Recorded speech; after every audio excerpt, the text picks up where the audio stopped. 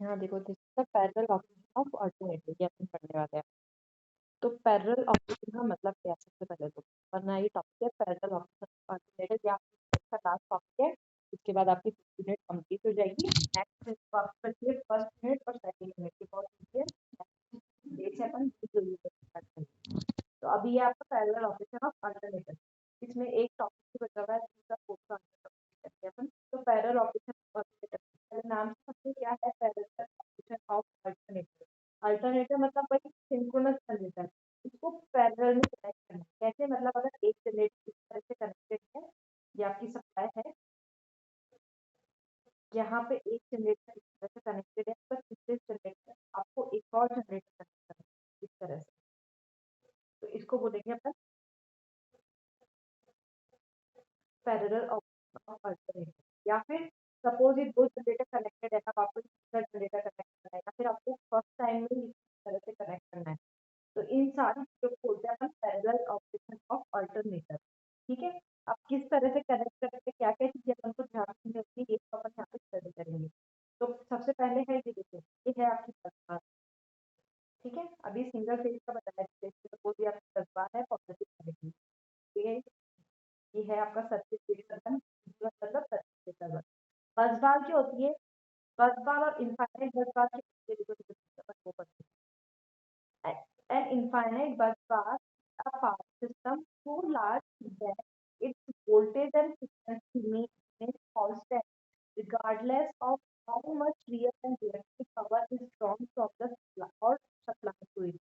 मतलब क्या है? बेसिकली किसी तरह से सप्लाई वायर या जैसे ट्रांसमिशन लाइन आप देखते हो, तो बेसिकली अपन इनको इनफाइनाइट बस बोल सकते हैं या बस बार बोल सकते हैं, क्योंकि इसमें इतने सारे जनरेटर कनेक्टेड रहता है कि इतनी लार्ज रहती है, इसमें इतना हाई वोल्टेज आता है, आप इससे कितने भी जनरेटर कनेक्ट कर लो, कुछ भी आप इससे कर लोगे, इसका वोल्टेज भी ठीक नहीं होगा और अपनी फ्रीक्वेंसी भी ठीक नहीं होगी। मतलब ये आइडिया केस है, अपन इसको आइडिया केस मतलब करते हैं कि बस बार इनफाइनाइट बस बार वो चीज है जहाँ पे बहुत सारे अल्टरनेटिव कनेक्टेड होते हैं, और आप कितना भी और कनेक्शन ले लो, इससे आपका वोल्टेज भी ठीक नहीं होगा और फ्रीक्वेंसी भी ठीक नहीं होगी।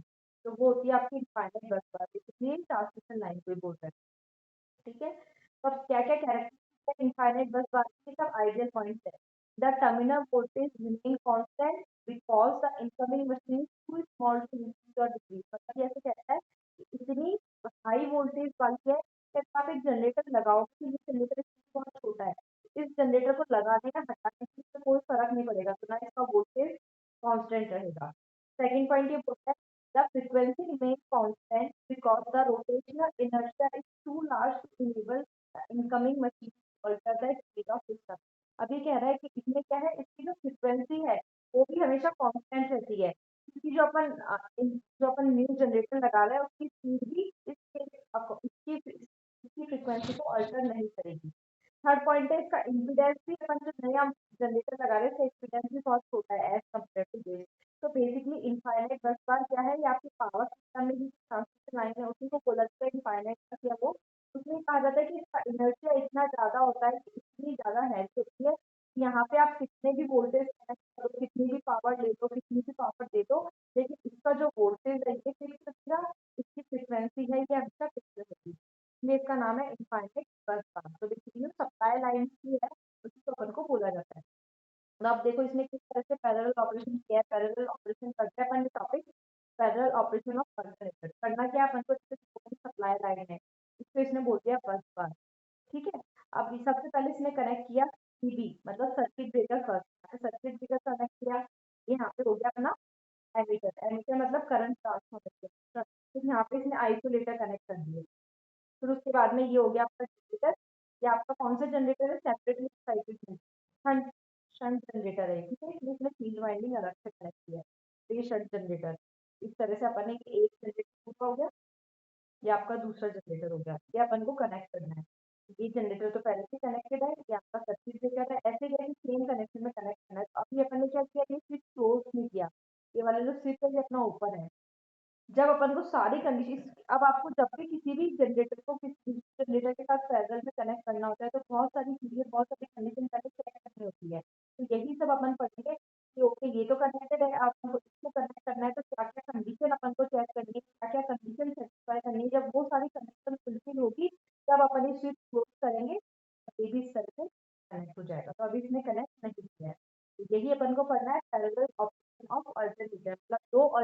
को आप पैरेलल में कैसे कनेक्ट करोगे। अब देखो ये इनफाइनाइट बस बात हो गया। Next parallel operation of alternator क्या लिखा है, इन जनरेटिंग स्टेशन 2 और more generators are connected in parallel. Generating station पे क्या होता है, 2 या 2 से ज्यादा जनरेटर पैरेलल में कनेक्टेड होता है। In an interconnected system forming a grid, the alternators are located at different places. They are connected in parallel by means of transformer and transmission line. Under normal operating condition, all the generators and motors in an interconnected system operate in synchronously with each other.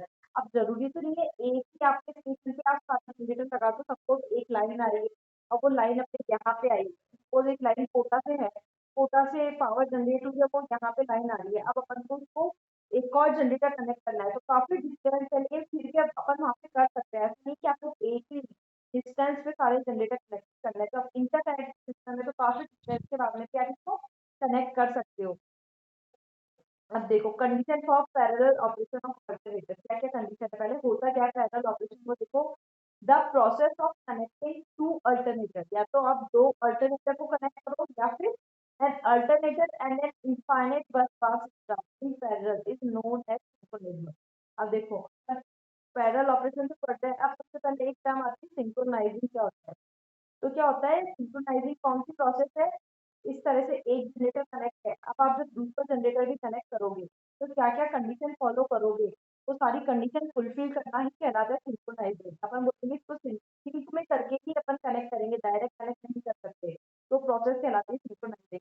या फिर यहाँ पे इस तरह से बस बार है, अब आपको एक जनरेटर कनेक्ट करना है तो भी ये प्रोसेस आपकी सिंक्रोनाइजिंग की कहलाती है। सिंक्रोनाइजिंग मतलब अपने पास एक जनरेटर तो ये है, इसको अपन को उतनी ही स्पीड पे उतने ही वोल्टेज में बहुत सारी कंडीशन सेटिस्फाई करके ही कनेक्ट करना पड़ेगा। अगर मान लो ये तो आपका एकदम 1500 है और ये आपका अभी स्टार्टिंग हुआ 0 स्पीड पे, आपने इसको कनेक्ट कर दिया तो क्या होगा, ये शॉर्ट सर्किट हो जाएगी आपकी पूरी लाइन, आपके सप्लाई के अक्रॉस शॉर्ट सर्किट हो जाएगा। तो किस तरह से अपन कनेक्ट करते हैं कि एक जनरेटर है तो दूसरे जनरेटर को भी पहले स्टार्ट करेंगे, इसको भी 1500 की स्पीड पे लाएंगे, इसके बीच में सपोज 220 का डिफरेंस है, यहाँ पे भी 220 वोल्टेज का डिफरेंस लाना पड़ेगा। इसकी अगर 50 हर्ट्ज फ्रीक्वेंसी है तो यहाँ पे भी आपको 50 हर्ट्ज फ्रीक्वेंसी करनी पड़ेगी। ऐसी बहुत सारी कंडीशन होती है जो कि अभी अपन पढ़ेंगे। तो वो सारी कंडीशन जब सेटिस्फाई होती है उसके बाद ही अपन इसे क्लोज करके कैसे कनेक्ट करते हैं, तो इस प्रोसेस को ही बोला जाता है सिंक्रोनाइजिंग। ठीक है, अब देखो नेक्स्ट चीज लिखी हुई है, running machine is the machine that carries the load. अब अगर मान लो इस तरह से एक जनरेटर है, अब इसमें कुछ कुछ टर्म्स है, अगर एक जनरेटर कनेक्टेड है इसको अपन बोलेंगे रनिंग मशीन। रनिंग मशीन, जब भी मैं ऐसे बोलूँ रनिंग मशीन की फ्रीक्वेंसी, रनिंग मशीन का ये, तो वो वाली मशीन ऑलरेडी कनेक्टेड है, जिससे लोड वोड पे लगा हुआ है और ऑलरेडी बस से कनेक्टेड है, तो वो कहलाती है रनिंग मशीन। अब जो दूसरा जनरेटर जिसको अपन को कनेक्ट करना है, ये दूसरा जनरेटर जिसको अपन को कनेक्ट करना है, इसको अपन बोलते हैं इनकमिंग मशीन। जैसे इनकमिंग कॉल होता है वैसे उसको बोलेंगे इनकमिंग मशीन, जिसको अपन को कनेक्ट करना चाहता है पैरेलल में। तो ये अपन क्या क्या टर्म्स पढ़ी अभी तक, अपन ने पढ़ा इनफाइनाइट बस बार क्या होती है, इनफाइनाइट बस बार क्या होती है, दूसरी चीज अपन ने देखी पैरेलल ऑपरेशन में अपन करना क्या चाहते हैं, फिर अपन ने टर्म्स पढ़ी सिंक्रोनाइजिंग क्या होती है, नेक्स्ट टर्म पढ़ी अपन ने रनिंग मशीन क्या होती है, और उसके बाद में पढ़ी अपन ने इनकमिंग मशीन क्या होती है। यहाँ तक में कुछ भी डाउट है तो बताओ, कोई चीज रिपीट करनी है,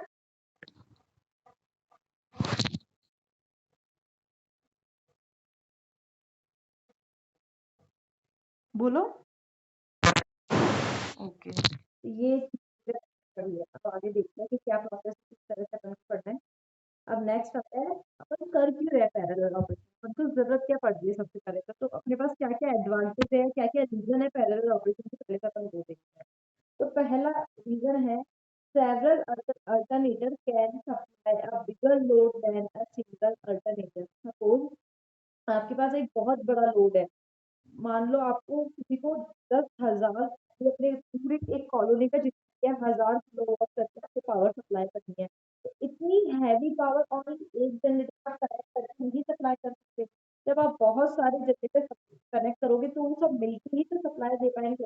तो सबसे पहली बात तो आपको पैरेलल ऑपरेशन करना ही क्यों पड़ता है, क्योंकि लोड अपने पास क्या है बहुत सारा है, तो बहुत सारे जनरेटर को जब आप पैरेलल से कनेक्ट करोगे तो तब तभी वो आपको लोड सप्लाई कर पाएंगे। तो पहला रीजन तो ये थी कि बहुत सारे सप्लाई कर सकते हैं बड़े लोड, इसलिए अपन पैरेलल में कनेक्ट करते हैं। दूसरा रीजन है during period of light load, यानी कि जब कम अपने पास लोड कनेक्टेड है। देखो क्या होता है, सपोज आपने एक बहुत बड़ा अल्टरनेटिव, एक बहुत बड़ा जनरेटर आपने डिजाइन कर लिया है, मेरा जितना भी लोड है, इतना बड़ा जनरेटर है, मेरा जितना भी अपना लोड है पूरी कॉलोनी का, मैं तो इसी से सप्लाई कर दूंगा। तो सबसे पहले तो क्या हुआ, आपने इतना बड़ा ये सब डिजाइन किया, ये इसमें अब इसमें कुछ भी प्रॉब्लम आ जाएगी तो आपको सारी मेहनत वेस्ट हो जाएगी। इसके बदले आप क्या करते हैं, आप 3 छोटे-छोटे अल्टरनेटर डिजाइन करते, उन तीनों को आप पैरेलल में लगाते। अब बाय चांस कहीं दिक्कत भी आई तो एक में ही दिक्कत आएगी ना, बाकी सब तो आपके वर्किंग कंडीशन में रहेंगे और इनकी कॉस्ट कम होगी इसकी कंपैरेटिवली। तो सबसे पहले तो है कि बहुत सारे अल्टरनेटर को पैरेलल में कनेक्ट करके आप बड़ा लोड को सप्लाई कर सकते हो।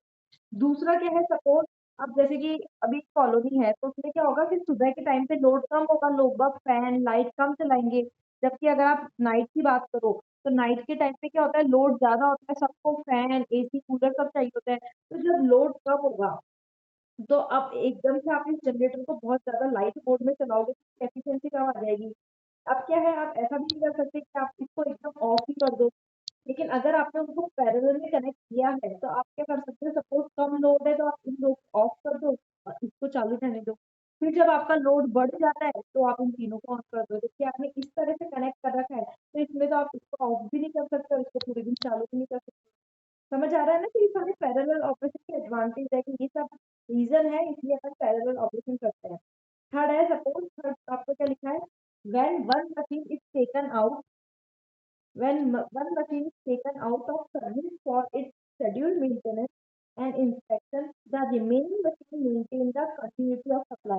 अब सपोज आपको कहीं मेंटेनेंस करवानी है या कुछ इंस्पेक्शन करना है, किसी एक मशीन का कुछ प्रॉब्लम होगी, तो बाकी सारे जो अल्टरनेटर पैरेलल में कनेक्टेड है वो तो आपके पास सप्लाई में रहेंगे, एक को आप हटा भी सकते हो। लेकिन अगर आप इसे पैरेलल में नहीं कनेक्ट करा तो आप जैसे ही उसको हटाओगे आपको सारी जगह कट आउट करना पड़ेगा लाइट का, इसलिए ये भी है parallel reason for parallel operation. Next है, if there is a breakdown of generator, there is no interruption of the power supply. मतलब क्या हुआ, अगर एक जनरेटर पे प्रॉब्लम हो गई तो बाकी सारी सप्लाई अफेक्टेड नहीं होगी। क्यों? क्योंकि अपन उसको पैरेलल में कनेक्ट करते हैं। अब जैसे घर में जितने भी स्विचिंग इक्विपमेंट है, फैन लाइट ये सब भी कैसे कनेक्टेड होता है, पैरेलल में। पैरेलल में क्यों कनेक्ट करते हैं कि किसी एक को खराब होने से, अगर आपका कूलर खराब हो गया तो ऐसा नहीं कि आपके सारे इक्विपमेंट खराब हो जाएंगे, क्योंकि सीरीज में तो आपको पता है सीरीज में कैसे कनेक्शन होते हैं, इस तरह से ये एक इक्विपमेंट, ये दो इक्विपमेंट, ये तीन, अगर आपने सीरीज में कनेक्ट कर दिया और ये चीज खराब हो गई तो आपकी करंट आगे जाएगी नहीं, सारे इक्विपमेंट आपके ऑफ हो गए। लेकिन पैरेलल में क्या होता है, ये ये इस तरह से कनेक्ट है, ये एक सप्लाई वोल्टेज, ये एक सप्लाई वोल्टेज, पैरेलल में इस तरह से कनेक्ट होता है। तो अगर यहाँ खराब भी हो गया तो आपकी करंट यहाँ पे तो फ्लो होगी, करंट यहाँ पे तो फ्लो होगी, इस तरह से। तो सेम यही चीज है कि अगर आपका कोई जनरेटर खराब भी हो गया तो बैकअप में आपके पास बाकी जनरेटर होते हैं। नेक्स्ट है आपका, in order to meet increasing future demand of load, more machine can be added without disturbing the original installation. अब सपोज आपने कॉलोनी बनी है, उस मतलब एक एक कॉलोनी में लोड डिजाइन करके आपने 3 अल्टरनेटिव लगा दिए, अब उसमें पॉपुलेशन बढ़ गई, उनको ज्यादा लोड चाहिए तो आप क्या करोगे, उसी के साथ और पैरेलल पैरेलल में आप अल्टरनेटर लगा दोगे, क्योंकि ना पूरा सिस्टम हटा के नए वापस अल्टरनेटर लगाओगे, उसी में पैरेलल अल्टरनेटर ऐड करते रहो। Then next है, the operating cost and cost of energy generated are reduced when several or generator connected in parallel। तो जब पैरेलल ऑपरेट करते हैं तो अपनी कॉस्ट भी सेविंग होती है। तो ये सारे रीजन है इसके पैरेलल ऑपरेशन के, समझ आए। अब नेक्स्ट चलते हैं अपन, ये हो गया आपकी कंडीशन। हाँ, अब है कौन कौन सी कंडीशन है जो अपन को ध्यान रखनी होती है पैरेलल ऑपरेशन करते वक्त, क्या क्या कंडीशन अपन को ध्यान रखनी है। देखो सबसे पहले क्या होना चाहिए, the phase sequence, the phase sequence of the bus bar voltage and incoming machine must be same। मतलब कि क्या है इसका, ये है आपका सपोज बस बार, क्या आपकी सप्लाई है आर वाई सी। तो अब जब मैं अपना जनरेटर कनेक्ट कर रही हूँ तो मुझे आर को आर से ही कनेक्ट करना पड़ेगा, वाई को वाई से ही कनेक्ट करना पड़ेगा और बी को बी से ही कनेक्ट करना पड़ेगा। तो जो फेज सिक्वेंस है इसका आर वाई बी, ठीक है, वो और बस बार का फेज सिक्वेंस सेम होना चाहिए, पहली कंडीशन ये है। दूसरी कंडीशन क्या है, the bus bar voltage and incoming machine terminal voltage must be in phase.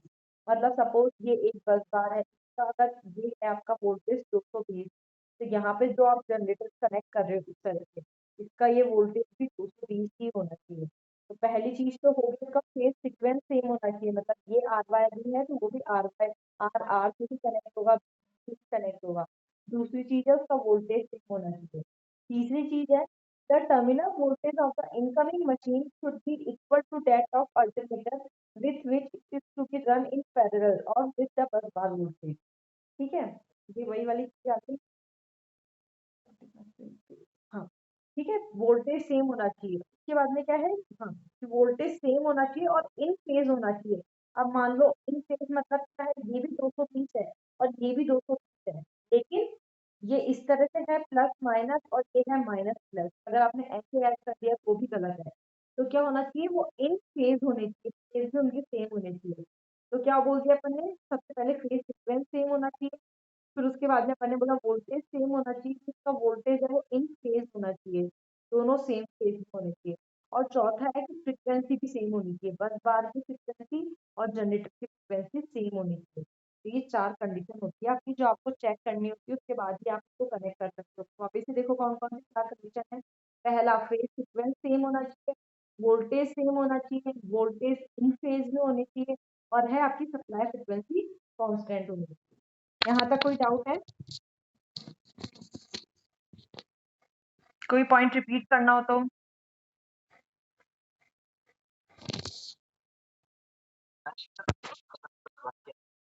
देखो, बस बार क्या होती है, बेसिकली आपका एक तरह से ट्रांसमिशन लाइन ही होती है ये, इस तरह से ये आपकी जो ट्रांसमिशन लाइन होती है यही होती है। बस बार एक तरह से अपन आइडियल फॉर्म में बात कर रहे हैं, अपन नहीं बोलते कि ट्रांसफॉर्मर में आइडियली में लॉसेस जीरो होने चाहिए, तो उसमें इम्पीडेंस जीरो होना चाहिए। तो एक तरह से वो ये चीजें कर रहे हैं, प्रैक्टिकल केस में कुछ चीजें वैरी होती है, बट आइडियली अपन क्या बोलते हैं कि बस बार पावर सिस्टम का वो पॉइंट है या वो सिस्टम है जिसमें क्या होता है, जिसका इनर्शिया बहुत ज्यादा होता है। देखो, एंड इनफाइनाइट उसको बोलते हैं, इनफाइनाइट बस बार को बोलते हैं इसलिए ऐसा कि ये है क्योंकि उसमें क्या होता है, वोल्टेज इतना ज्यादा लार्ज होता है, हम बोलते हैं कि इसका वोल्टेज इतना ज्यादा लार्ज है कि इसमें कभी भी वोल्टेज डिप होगा ही नहीं। आप इसमें कितने भी जनरेटर लगा दो इसके पैरेलल में, लेकिन क्या इसका वोल्टेज हमेशा कांस्टेंट रहेगा, फ्रीक्वेंसी हमेशा कांस्टेंट रहेगी, लेकिन एक्चुअली में ऐसा नहीं होता ना।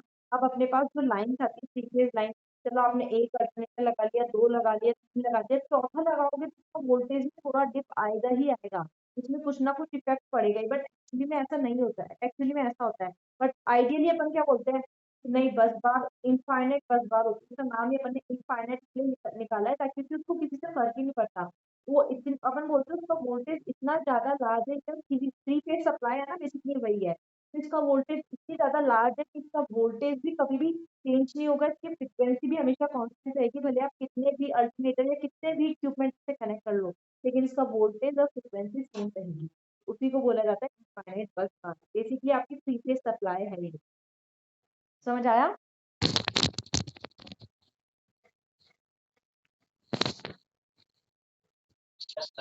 बस आपकी जो थ्री फेज सप्लाई है वही है ये, लेकिन इसने इसको इनफाइनाइट बस इसलिए नाम दिया है क्योंकि इसको इस तरह से डिफाइन कर रहा है कि ओके, बस बार मतलब एक ऐसी ऐसी ऐसा बार, ऐसा वोल्टेज जिसका वोल्टेज कभी डिप ना हो, जिसकी फ्रिक्वेंसी कभी चेंज ना हो, क्योंकि उसमें बहुत ज्यादा हाई वोल्टेज है।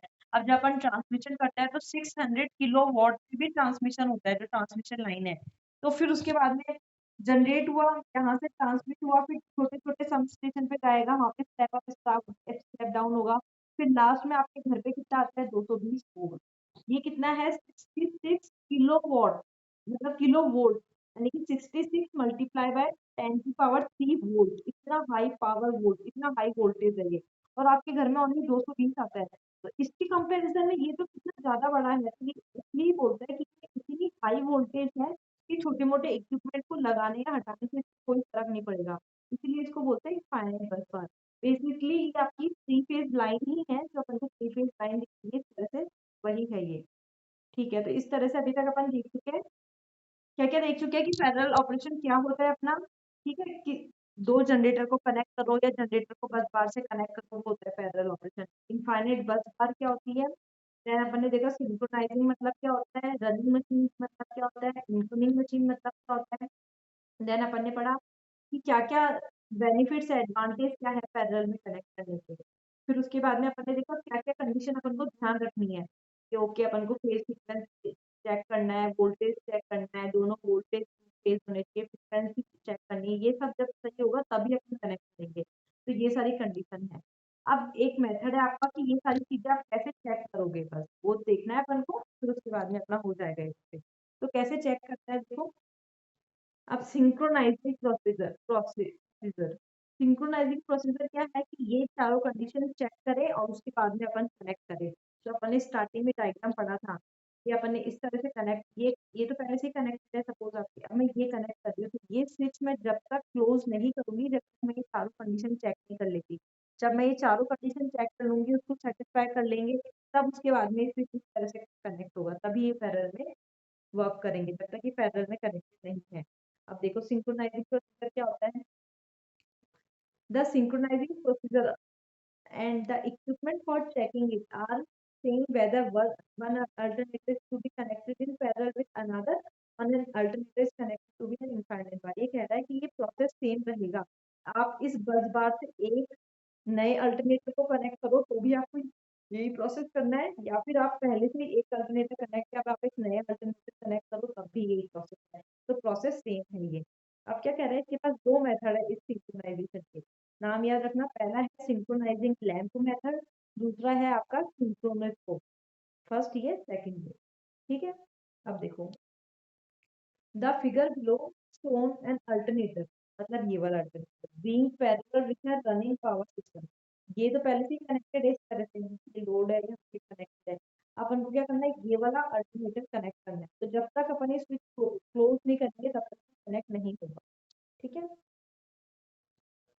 सबसे पहला, to make the terminal voltage, पहली कंडीशन क्या है अपन को कि दोनों का वोल्टेज सेम होना चाहिए। फिर क्या करेंगे, अब देखो अपन, to make the terminal voltage equal, this can be done by adjusting the terminal voltage of incoming machine by changing the field current। मतलब ये कह रहा है इसका तो हमने मेजर कर लिया कि इसका वोल्टेज है, अब हमको इसका भी उतना ही वोल्टेज रखना पड़ेगा।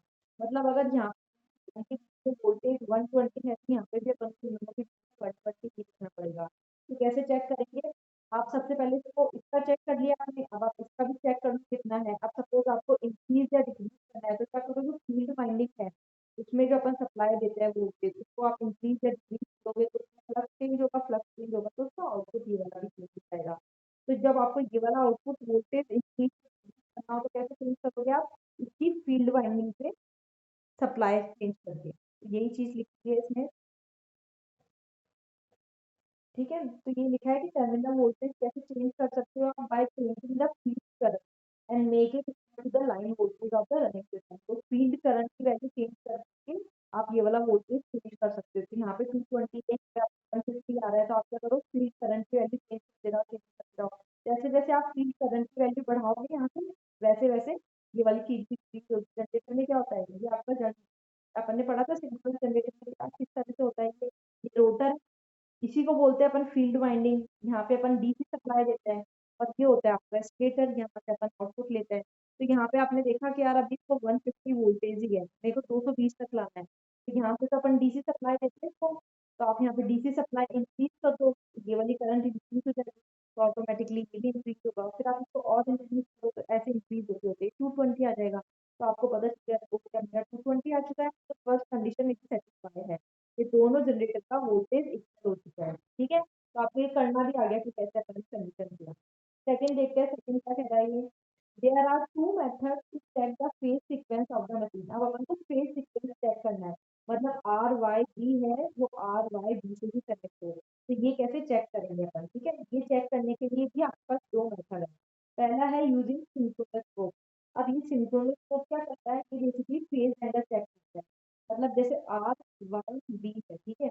अब अगर आपने आर को आर से कनेक्ट किया तो क्या होगा, जैसे ये 0 है, ये 120 है, फिर ये -120 है, इसको भी बोलते हैं 0 प्लस 120 -120। अब आपने आर को आर से कनेक्ट किया तो फेज एंगल कितना हो गया, 0। तो जब भी 0 फेज एंगल आ रहा है मतलब आपने सही कनेक्ट किया है। अब सपोज आपने आर को वाई से कनेक्ट कर दिया तो इन दोनों में फेज डिफरेंस कितने का बनेगा, 120 का। तो अपन को पता चल जाएगा कि नहीं 120 फेज एंगल आ रहा है, मतलब इस वाले वायर से कनेक्ट नहीं करना है। फिर आप इसको इससे करके देखो, अभी भी 120 का गैप आ रहा है, मतलब इसको इससे भी कनेक्ट नहीं करना है, इससे भी कनेक्ट नहीं करना है, इसको इससे कनेक्ट करना है। तो बस इस तरह से अपन चेक कर सकते हैं यूजिंग सिंक्रोनस स्कोप से। तो पहला मेथड तो ये हो गया चेक करने का सिंक्रोनस स्कोप। अब दूसरा मेथड थोड़ा एक टिपिकल है, यहाँ तक कोई डाउट हो तो बताओ पहले, हम फिर आगे वाला मेथड पढ़ेंगे। यहाँ तक में कुछ रिपीट करना है?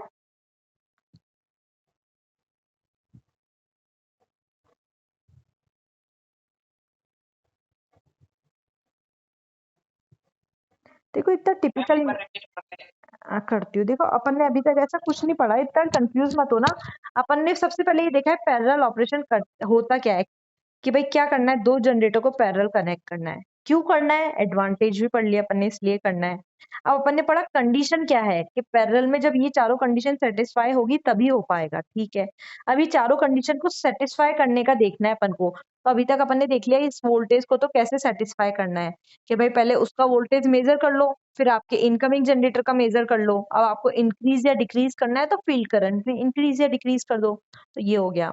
अब दूसरा है फेज कैसे चेक करोगे, आर को आर से ही कनेक्ट करना है। फेज का मतलब है कि अगर यहाँ पे ये जो इसका आर वाला वायर है, ये इसका वाई है, ये इसका बी है, तो आपको इसके आर को इस आर से ही कनेक्ट करना है, वाई से कनेक्ट नहीं करना है। ये वाई वाला है, उसको आपको वाई से ही कनेक्ट करना है, ये बी वाले को बी से ही कनेक्ट करना है। तो कैसे पता चलेगा? तो पहला, इसके दो मेथड है। पहला मेथड है सिंक्रोनोस्कोप। क्या करोगे आप, सिंक्रोनोस्कोप इन दोनों के बीच में लगाया, जैसे अपने मान लो ये चेक किया और ये चेक किया। तो अगर इसमें फेज एंगल, जो आपका फेज एंगल है वो जीरो, देखो इस तरह से होता है, आर वाई बी, ये दूसरे वाले का है आर वाई बी, किस तरह से होता है, जीरो। इसमें फेज एंगल होता है 120 का, इन दोनों के बीच में फेज एंगल होता है सपोज -120 का। अब ये भी जीरो, ये 120, ये -120। ये मैं कैसे लिख रही हूँ, जब अपन थ्री फेज बनाते करंट बनाते हैं तो ऐसे ही बनाता है, ये आर, फिर y को 120 से स्टार्ट करते हैं, फिर b को अपन 240 से स्टार्ट करते हैं। तो यही तो होता है बस, इस तरह से मैंने ही लिखा है। अब अगर आपने सपोज पहले चेक करने में आपने इसको इससे कनेक्ट करके देखा सिंक्रोनोस्कोप की हेल्प से, तो आपको पता चला यार इन दोनों में तो फेज डिफरेंस 120 है, यानी कि ये सेम आर वायर नहीं है। जब आपने इसको और इसको लगा के देखा तो आपको पता चला यार इसका 0 है, इसका 120 है, यानी कि ये भी वो वाला नहीं है। आपने ये इस पे लगा के देखा तो अब इसमें फेज डिफरेंस क्या है, 0 और 0। तो समझ में आया ना, मतलब ये तो 0 पे स्टार्ट हो रहा है और ये आपका 120 पे स्टार्ट हो रहा है। तो आपको पता चल जाएगा 0 और 120 डिफरेंस है। ये आपका 0 पे स्टार्ट हो रहा है, ये आपका -120 पे स्टार्ट हो रहा है, तो भी आपको समझ आ जाएगा। ये भी 0 पे स्टार्ट हो रहा है, ये भी 0 पे स्टार्ट हो रहा है, तो आपको पता चल गया ओके ये वायर है। अब अगर जैसे मैं दूसरा देखूं, ये वाई है मेरे पास 120 वाला, मतलब ये इसकी वेव फॉर्म स्टार्ट ही 120 से हो रही है। अब मैं अगर इसको इससे कनेक्ट करके देखूंगी तो इनके एंगल में कितना डिफरेंस आ गया, ये 0 पे स्टार्ट हो रहा है, ये 120 पे स्टार्ट हो रहा है, तो मतलब ये तो नहीं होगा। अगर मैंने इसको इससे कनेक्ट करके देख लिया तो ये +120 है, ये -120 है, बिल्कुल ही रिवर्स चलेंगे, ये भी नहीं होगा। अगर मैंने इसको इससे कनेक्ट किया तो ये भी 120 पे स्टार्ट हो रहा है, ये भी 120 पे स्टार्ट हो रहा है, तो अब फेज डिफरेंस कितना आएगा, 0। यानी कि ये ही वाई वायर है, तो इसको इससे कनेक्ट करना है, इसको इससे करना है, इसको इससे करना है। इस तरह से अपन फेज सीक्वेंस चेक करेंगे। समझ आ रहा है कुछ, आ रहा है ना? रिपीट करूं फिर से? ठीक है ना? तो ये अपना हो गया, इस तरह से अपन ने वोल्टेज चेक कर लिया, अपन ने फेज डिफरेंस चेक कर लिया। अब या तो ये आप सिंक्रोनोस्कोप से चेक कर लो, ये एक इक्विपमेंट आता है सिंक्रोनोस्कोप, इससे चेक कर लो। या फिर दूसरा मेथड क्या है, थ्री लैंप मेथड होता है, इस मेथड को बोलते हैं थ्री लैंप मेथड। इसमें अपन क्या करते हैं, इस तरह से अपन लैंप क्रिएट कर, लैंप कनेक्ट कर देते हैं। एक लैंप कनेक्ट करा, आर वाले पेज पर, फाइव वाले पेज में, एक किया जेड वाले पेज में। इस तरह से अपन ये तीन लैंप कनेक्ट कर देते हैं। अब क्या होगा, अपन देखो तीन लैंप कनेक्ट, ठीक है ना? अब देखो, अब अपने तीनों लैंप कनेक्ट कर दिए, तो ये सप्लाई से कनेक्ट हो गया। क्या हुआ कि अगर आपके पास ये तीनों की तीनों एकदम ब्राइट जल रहे हैं, एकदम ब्राइट अच्छे से आपके ऑन हो रहे हैं, तो इसका मतलब क्या हुआ कि फेज डिफरेंस बहुत ज्यादा है। क्यों? क्योंकि देखो अगर आपने इस आर वाई और यहाँ पे भी है आर, अगर आपने यहाँ पे एक लैम्प कनेक्ट कर दिए, तो ये 0 डिग्री पे है, ये 120 डिग्री पे है, तो फेज डिफरेंस है, करंट कब फ्लो होती है, जब फेज डिफरेंस होता है तो आराम से करंट फ्लो होकर आपका लैम्प आराम से चलेगा। तो मतलब ये क्या है कि अभी हमने गलत कनेक्ट करते हैं। फिर आप इसको इससे कनेक्ट करके देखो तो अभी भी आपका लैम्प ब्राइट होगा।